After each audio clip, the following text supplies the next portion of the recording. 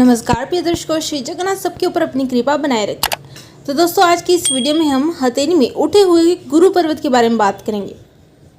मतलब कि हथेली में रेखाओं का होना ना होना बहुत कुछ बताता है, लेकिन उससे भी ज़्यादा हथेली में स्थित पर्वतों का उभार लिए होना या फिर उनका दबा होना भी व्यक्ति के बारे में विशेष जानकारी देता है। उसी तरह से यदि जैसे आपकी हथेली है और ये आपका मतलब आपकी तर्जनी उंगली के नीचे बनने वाला गुरु पर्वत है, ये गुरु पर्वत जो कि उभार लिए हुए दिख रहा है, और बाकी के भी ये जो पर्वत होते हैं ये भी उभरे हुए दिख रहे हैं। मतलब कहना बस इतना है कि आपको आसानी से पता चल जाएगा देखने मात्र से कि ये जो आपका गुरु पर्वत है उभरा हुआ है या फिर दबा हुआ है। इसके लिए आपको अपनी हथेली को बिल्कुल सीधा रखना पड़ेगा हल्का सा, और तब आसानी से आपको ये उठा हुआ दिखने लग जाएगा।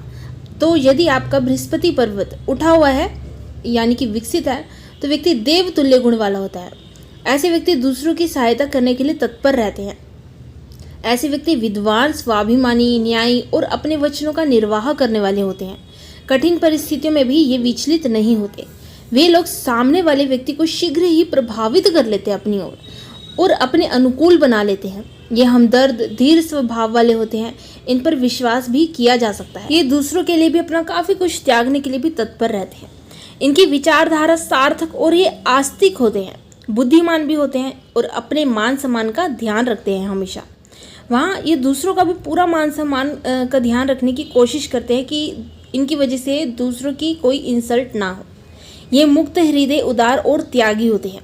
इनकी आशाएं, उमंगें बड़ी ऊंची होती हैं और यह हुकूमत करने की इच्छा भी रखते हैं।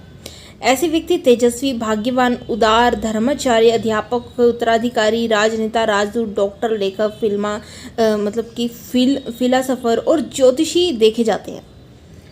यदि जो आपका गुरु पर्वत है वो अल्प विकसित है या फिर कम विकसित है, तो उपयुक्त गुणों में कमी आ जाती है। ऐसे व्यक्ति हंसमुख तो होते हैं और ये परोपकारी, अच्छे वक्ता भी होते हैं। इनको धन की लालसा कम होती है, लेकिन परंतु यश, मान सम्मान की लालसा अधिक होती है इन लोगों को।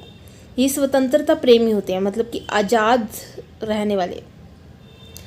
ये स्त्रियों के हाथ में यह पर्वत यदि अधिक विकसित होता है तो उनमें समर्पण की भावना अधिक देखने को मिलती है।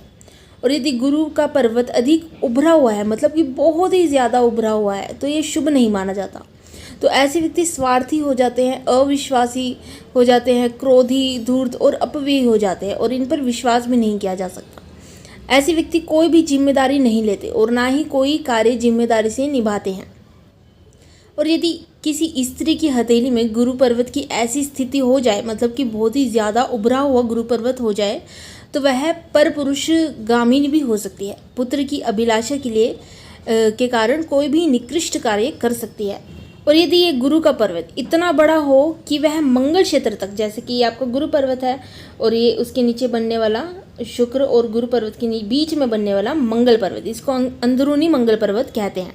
तो यदि आपका गुरु पर्वत बढ़ता हुआ मंगल क्षेत्र तक आ जाता है कुछ इस प्रकार से, तो ऐसा पर्वत नरम हाथों में हो, मतलब जिनके हाथ सॉफ्ट हो, तो ऐसे व्यक्ति प्रेम प्यार के पीछे दौड़े फिरते हैं। ऐसे व्यक्ति का प्रेम प्यार कमाल दर्जे का होता है। ऐसा व्यक्ति पुत्र और संतान से वंचित रहता है, लेकिन यदि पुत्र और संतान हो भी जाए तो कोई सुख संतान से प्राप्त इनको नहीं हो पाता, और अक्सर संतान भी कई बार रहती नहीं है। यदि गुरु का पर्वत बहुत नीचा हो, तो ऐसा व्यक्ति, मतलब कि जिसका गुरु पर्वत नीच का हो या दबा हुआ हो, तो ऐसा व्यक्ति पराधीन, चिड़चिड़ स्वभाव वाला और शक करने वाला होता है। जब गुरु का पर्वत झुकाव शनि की ओर जाए, जैसे कि आपका गुरु पर्वत और उसके साथ वाली बनने वाली मिडिल फिंगर के नीचे बनता है शनि पर्वत, और यदि गुरु पर्वत का झुकाव कुछ इस प्रकार से शनि पर्वत की ओर हो जाता है, तो ये लोग चिंतनशील बड़े होते हैं। ऐसा व्यक्ति सदैव कोई ना कोई कार्य करता रहता है, परंतु उसको इच्छा अनुसार सफलता नहीं मिलती तथा इसी कारण वो अशांत रहता है। ऐसे व्यक्ति गंभीर स्वभाव के होते हैं।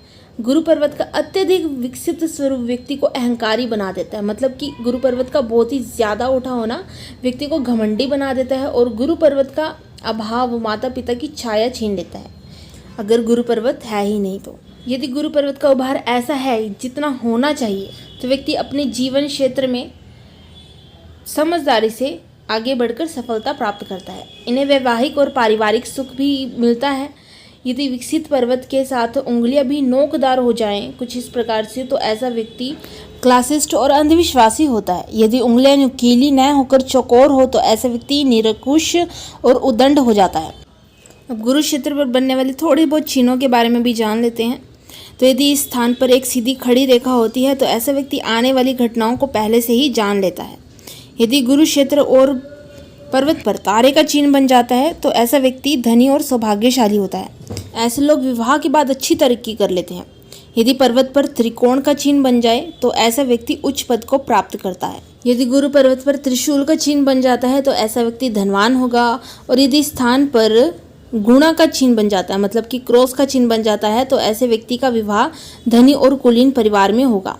यदि गुरु पर्वत पर कुछ इस प्रकार से वर्ग का निशान बन जाए, तो ऐसा व्यक्ति असाधारण तरक्की करने वाला होता है और ऐसा व्यक्ति उच्च अधिकारी भी बन सकता है। यहाँ स्पष्ट किया जाता है कि गुरु पर्वत तभी शुभ और उत्तम फल देगा जब यह पर्वत स्पष्ट सामान्य उभरा हुआ होगा, बगैर किसी दूषित निशान रेखा के हो। तो यदि ऐसा नहीं होगा, तो यह पर्वत अपने शुभ फलों को प्रदान नहीं कर पाएगा। तो ये तो थी गुरु पर्वत से संबंधित कुछ विशेष जानकारी। इसी के साथ फिर मिलेंगे एक और नई वीडियो के साथ। तब तक के लिए जय श्री जगन्नाथ।